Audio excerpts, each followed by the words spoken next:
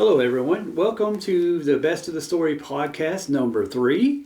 We've made it to the third one. What we're doing here is we are trying to connect you with sources of support and sources that can help you throughout our community, like we talked about in other podcasts about connecting ministers and leaders and people that want to help their family members to resources of people that have a Christian worldview that can help you. And as you know, this world's messed up.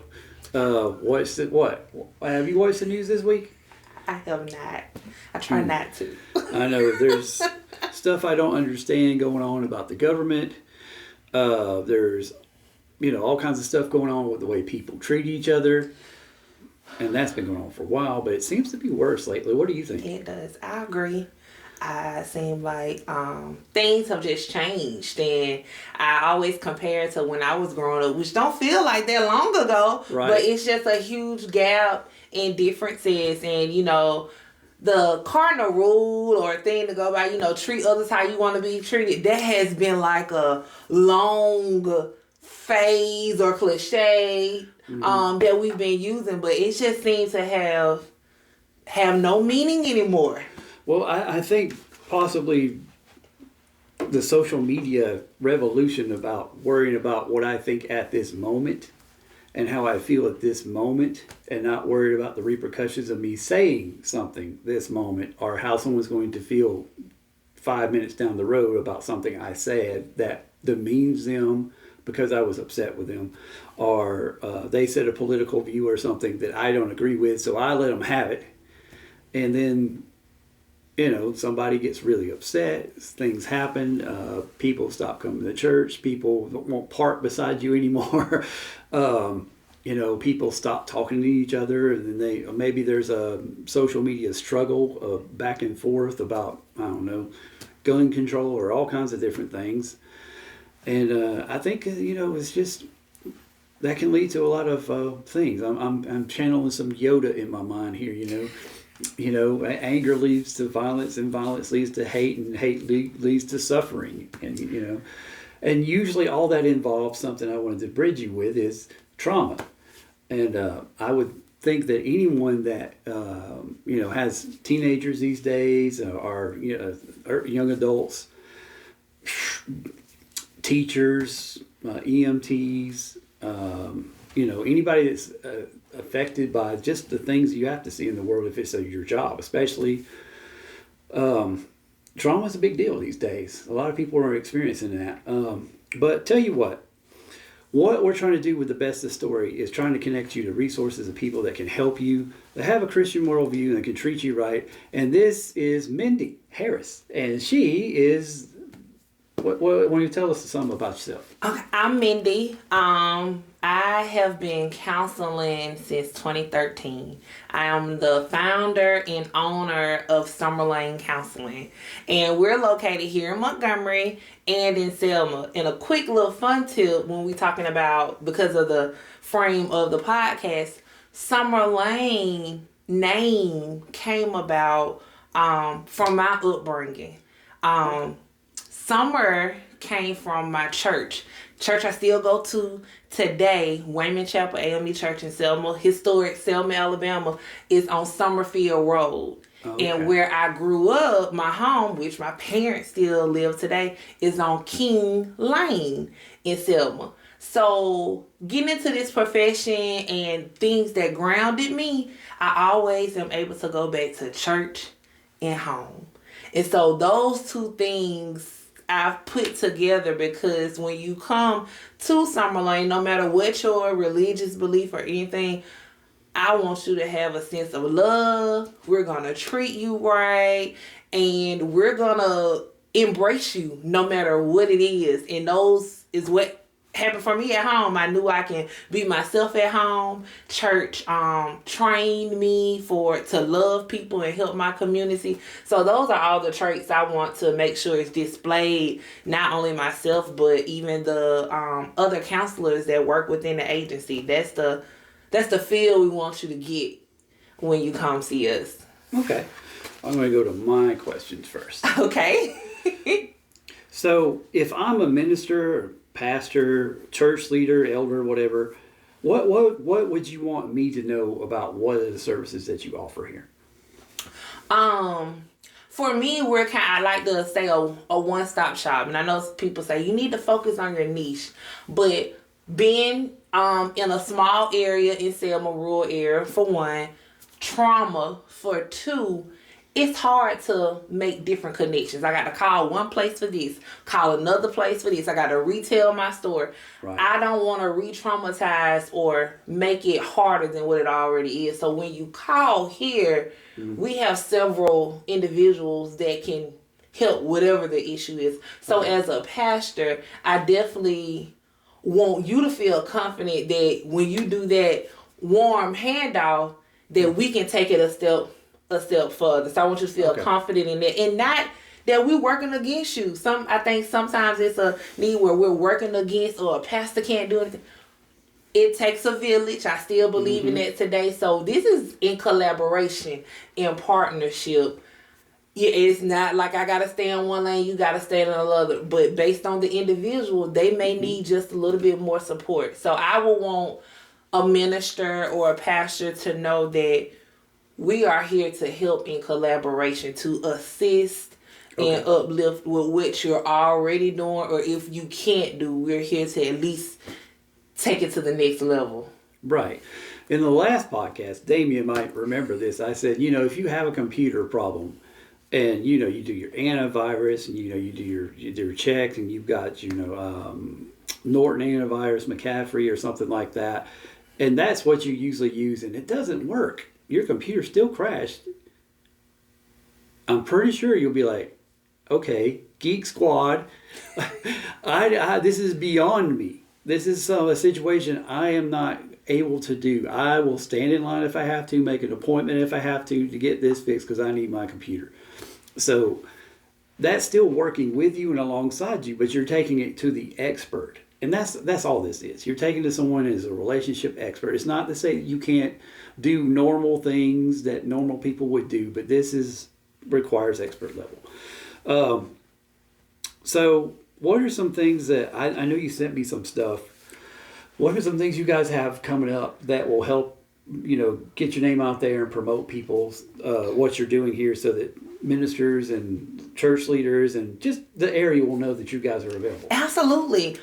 First thing first, we're doing an open house on March the 16th at 6 p.m. here. And the open house is just a come and go as you are, free spirit. We want to show you the place, show you the facility. We want you to just have a normal conversation with the counselors here, just to get a feel that we are real people. We're not on a hierarchy or anything. We're just like you all. So just to come in to see where you will be getting services from, and to just have a open forum where it's no strings attached, where you can just kind of ask the questions that you need and get the information. So that's one, our open house. I invite you all to come. Secondly, we're about to get ready to kick off in February 1st our Little Steps program, and this program is for ages 5 through 10.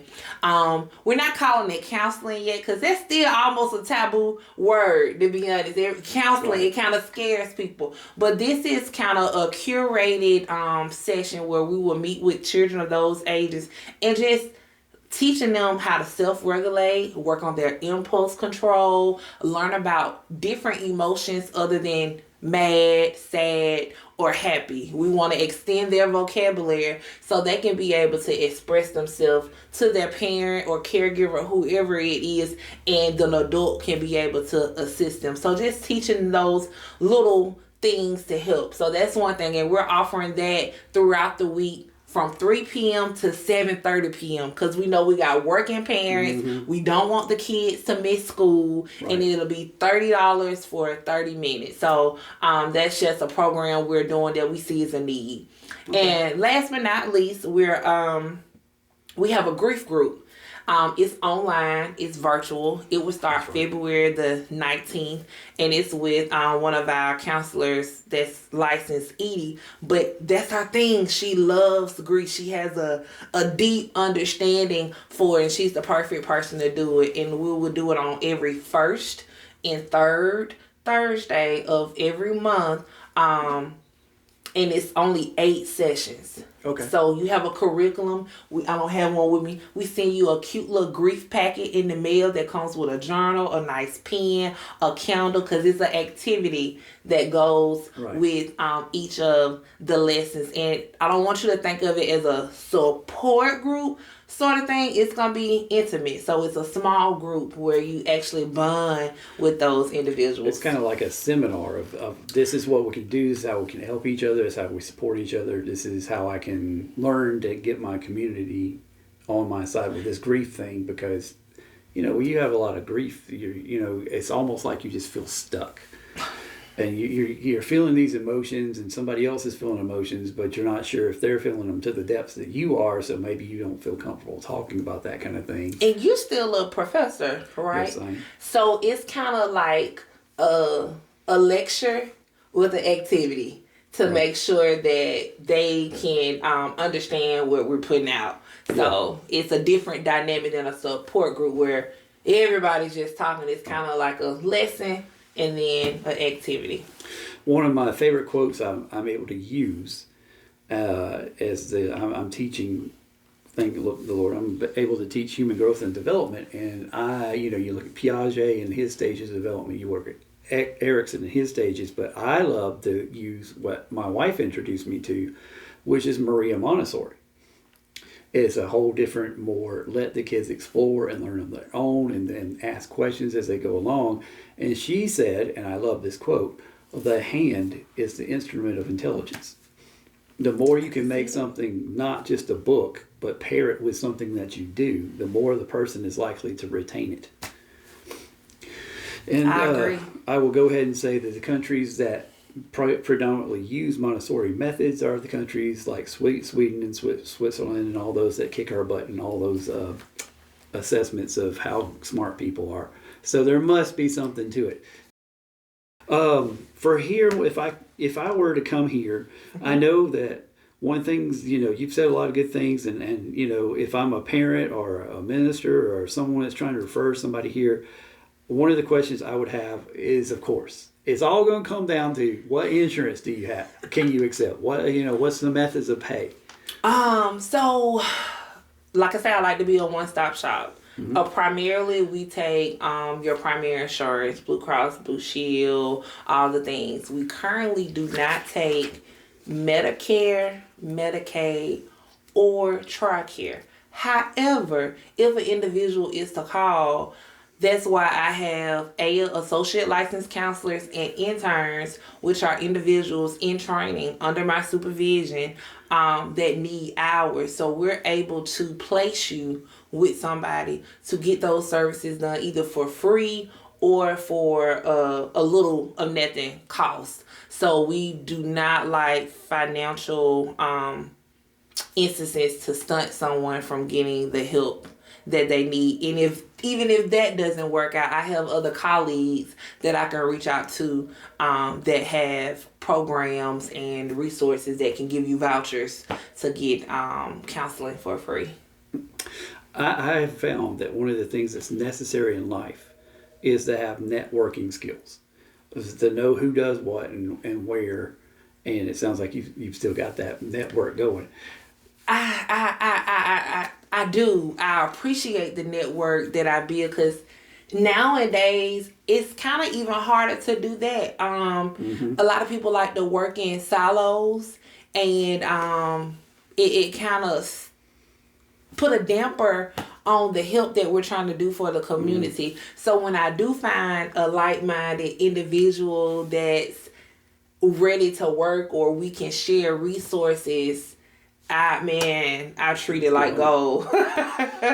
It seems like, I think you'd agree with me that Montgomery South of them, it's harder to seem that for people to want to network together, whereas we always get hosed on the awards. Birmingham and above, it's just like everybody, I know somebody in Gardendale, well, I know somebody in Roebuck, well, I know somebody in Hoover, or I know somebody over there in Leeds, I know this person that does this in Huntsville. y'all connected to each other. Oh, we got somebody in Tuscaloosa. Like down here, like I don't know who does that. And like it's like you said, once you learn of somebody that's doing something is actually trying to make a difference and isn't just like you gotta have this insurance. It's great to have that piece of gold, and we need more of it. People, that's another reason we have this Best of the Story podcast. I want people to know that you exist. Thank you. Because the best of the story is that, yes, Jesus is what for us, but Jesus has empowered people with brains to do things. Well, just like that dentist that helps you with that tooth that won't stop hurting, or, that cancer surgeon that does something to help your ear. You need a counselor sometimes to help you with stuff, and we need that to be out there, that exists. Absolutely. So my next question is, how do you try to integrate? I love this prayer that you have above you here, but how do you try to integrate faith into your approach with a client? If they hopefully would be presenting themselves as, hey, I'm open to this, but I might be scared of it or something. But how would you think you approach that? Yeah, of course, ethically, I can't impose any religious factor on you, but if a client opens up the floor and agrees to they want Christian counseling incorporated, we do just that. When it talks about anxiety, relationships, depression, I'm able to go through certain scriptures in the Bible to kind of help them lean on in those times. Or hey, you can go to your Bible study or your pastors to get more in-depth information on how a particular person got through that, because this is here in the Bible. So it's just me helping facilitate, again, working in partnership. Right. To hey, that's your expertise, because I have mine, but hey, I can at least say, hey, this is something you can take back to explore more on. Let's dive deep into that and, get more information from your pastor or your Bible study or things like that. And we're building a cohesive live treatment plan together that you can get the best of both worlds. Yeah, that's what we want. Speaking of that, I know some people have told me that, they would feel a certain way if a counselor is supposed to be leading them in a Christian way, if they didn't pray with them. So if a client comes to you and I'm a Christian, I want things to be told to me from a Christian worldview, praying with clients, is that something you think you'd be comfortable with? I haven't had to do that a lot of times, but sometimes even with me and the faith that I practice, spirit takes over. And sometimes, I'm saying this out loud, but sometimes I just have to do what spirit says do, because sometimes I have, before a client leaves, I say, hey, can I just lay my hands, and we say a prayer, and most of the time they're in agreement, because it's not like a brand new client most of the times. It's somebody we've been, so I kind of know. But sometimes I, if I get that feeling, I obey. Okay. So, like we're talking about with trauma and depression and things, I read, it's the National Education Association that sends out a magazine to all teachers. My wife's a teacher, so I've read a lot of that stuff. And one of the things that alarmed me, and I've tried to do a seminar about, the dangers of social media on that. Mm-hmm. But one of the things that alarmed me was not just the social media, is because of the way that people look at it, that I'm not as pretty as this person on TV, or I'm not as athletic as this guy, or I don't have as many followers as this person or something. I'm wondering, how would you help, or clients are going to talk about, I feel a certain way with guilt or shame, or I don't feel spiritually adequate. Mm-hmm. I'm not measuring up to what I think I should be doing.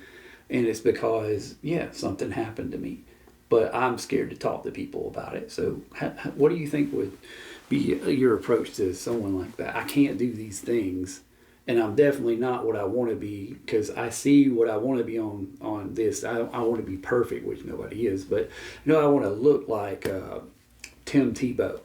You know, he's such a well put together guy, and he's such a positive force and stuff. I mean, but you know, I can't do that. This stuff happened to me, and I feel guilty about it. And even though it might not be my fault at all. So, a couple of ways, depending on where the client is on their journey. A couple of ways. One way, comes to mind that I've done. It's not always bad to look at where you want to go or where you want to be. So sometimes we can start there. Hey, you say this is where you want to be. Let's actually write that down. What it looks like, who you are, all of that. And then sometimes we can work our way backwards and work that way. So that's another way. Another one is also just kind of like diving into their fears. Like, where is this coming from? And most of the time, like you say, childhood is a person like a mom or a dad or someone they felt that gave them a different impression and they holding on to it. So you don't care what Susan is over here saying, but because mom said this, you want to hear that confirmation from mom. So sometimes we can pinpoint back to where it took place, and most of the time is 7, it's like in years of 7, 14, 21. In those increments is usually some that happened or that took place where that has stunted their growth. That they're not able to progress. So those are kind of like the main things that I'm able to put in rotation depending on what the client is needing. Yeah, well, I'm raising a young lady. We'll call her that. She's becoming more and more adult all the time.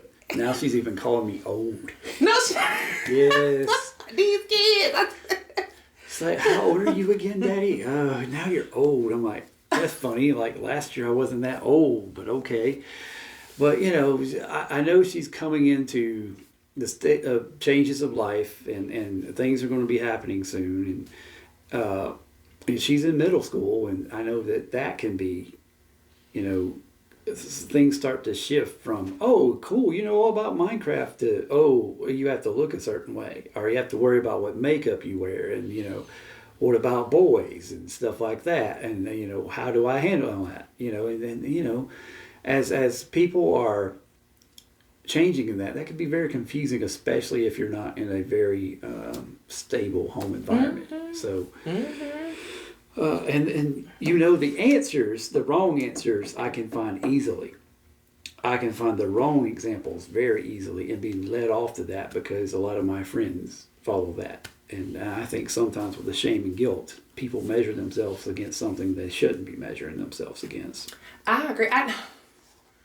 I know social media get a lot of bad rep. It can be used for good, actually. It really can, which is one of the things that we're doing here. We're going to make this happen. So that's what I said. We gotta embrace it, but just like with anything else, moderation. It don't matter what the substance is. You need it in moderation. Whether that's eating, like even your work balance, everything has to be done in moderation. And I just think, again, we've gotten away from that. If we can just take it back to the basics, right? The basics. I think it will take us a long way. Right. I mean, some people are like, oh, I can't bid it. I want to be like Taylor Swift one day. I'm like, there's only one Taylor Swift, okay? Or, oh, man, I'm going to rap and make all this money like Jay-Z. I'm like, there's only one Jay-Z, okay? And he, you know, all the things that happened to him had to line up a very specific way. Don't mean that's going to happen to you. So many people try to, you know, shoot for these goals and get caught up in the drama and pulled down by the stuff. So. But I think you mentioned that it starts young, and I think, like you said, with an unstable home, that definitely plays a difference. Right, you got different risk factors there for sure. Just to end, 2 questions. Okay. What do you see as your strengths as a counselor? And then number 2, what type of clients do you think you work best with? My strength as a counselor, that's a good one. I've come to learn that I'm a visionary. I can see beyond what people see. So I think working with a client coming in, I'm already your biggest fan, your biggest cheerleader. So I come in where you think are your weaknesses. I am very good at turning them into strengths, because I just can see. So I think that has been a gift where I'm just able. I say it's a gift, but in my experience of in this field, working with nonprofit agents and stuff, we've had to turn nothing into something. I know. And so you have to have a lot of grit, a lot of faith, a lot of tenacity, and I think I'm able to bring that into real life. Right.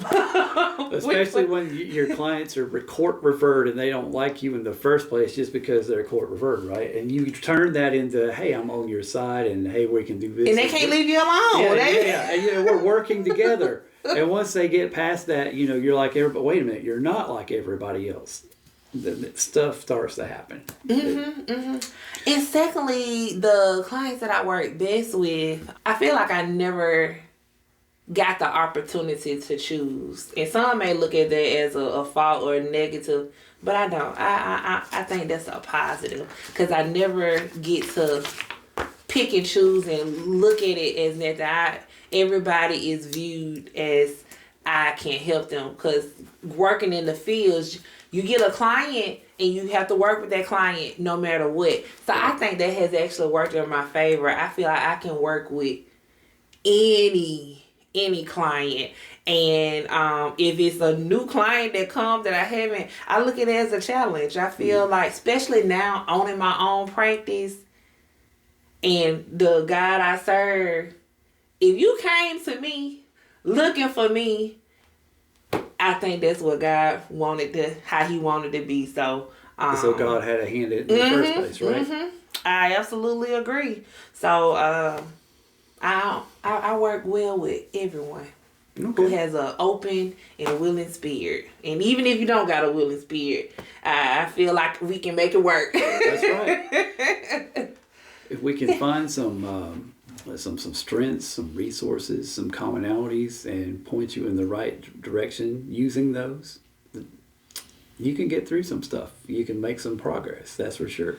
Working together and, rowing the boat with those oars, trying to get there, making goals very smart, goals, reachable, achievable, all that kind of stuff. Because, be it weight loss or... it applies to just about everything. Yep. If you want to be more spiritual and get closer to God, well, first the thing you got to do is you actually have to make time for Him first. Turn off that Netflix show you've been binging and spend that 30 minutes with God instead of Netflix. And, who knows, life might start to turn around a little bit. But, Mr. Damien, who is doing us the favor of filming this, do you have any minister questions you want to ask before we end here? So what exactly is the process for if we were to refer somebody to you? Okay. So, with y'all being an agency, sometimes I just like to give them a referral form. Hey, you do, and it has like basic stuff, name and date. You send it to us, we'll take care of the rest. If that is not, we don't have the referral form, you can just give them our number and they can call us and we'll take care of the rest. So when they call, we have an admin person answers the phone. We get your email address. We send you an intake paperwork. And intake paperwork is just your consent saying that we can see you. We ask you a couple of questions. What are your experience? And you get your therapist and show up for your appointment. So, yeah, and I would imagine at the beginning that in that intake paperwork, this is something that's one of the questions that asked there, is confidentiality is just like right there in the front. Like, even that you come here, that's a confidentiality issue. We won't be telling anybody unless there's certain conditions, harm yourself, harm somebody else, there's some kind of imminent danger going on. Absolutely. Like, I'm driving a radioactive truck today.